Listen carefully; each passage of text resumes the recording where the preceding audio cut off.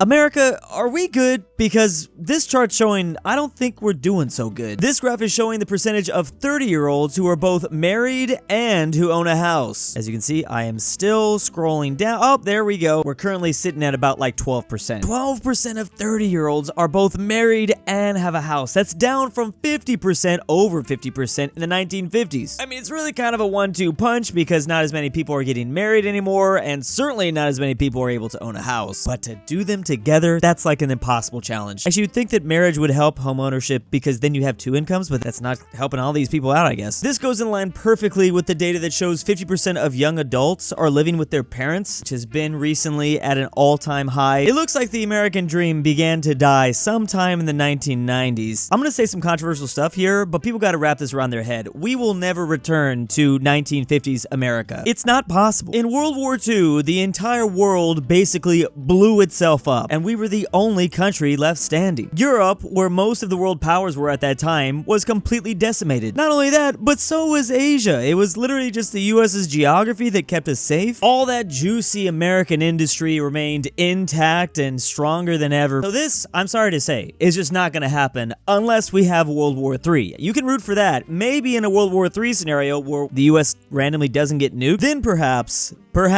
we could have this. This chart isn't showing it exactly, but it does kind of signify the time it took for the rest of the world to catch up and rebuild. I mean, certainly by the 1980s, there was another economic power around. It was our ally, Japan, but still. Of course, that's not to say we shouldn't have more affordable housing. We should, of course, try to figure out what the hell's going on in real estate. But yeah, the 1950s stuff, that's not gonna happen. Look, I mean, China's catching us literally as we speak. I mean, some estimates, they literally have already caught us. Hey, look at that. India might even catch us too. Point is, the glory days, they're not coming back unless everyone blows themselves up again. Again, there's two different data points that are happening here. Let's cover marriage first. Obviously, marriage is way down since 1949. This is out of households in general, not just of a certain age bracket. Below 50? Meanwhile, at the very same time, the average age for your first marriage continues to increase. Currently, the average age for women to be married is 28 and then 30 for men. It also varies by ethnicity. Meanwhile, the average age of home ownership is 56. You heard that right. 56. How? Wait, what do I mean how? It's because every house is like $1 million. At least in California with 3 bedrooms, 2 bathrooms, it's close to $1 million for sure. First-time home buyers shrink to historic lows of 24%. Meanwhile, like we said, the average age just continues to increase. It should be noted the average age where you buy your first home, that's currently sitting at 38. I still got time. But no, I am not one of the like 12% of Americans that have these two. I mean, I'm not even married or have a home. But counterpoint,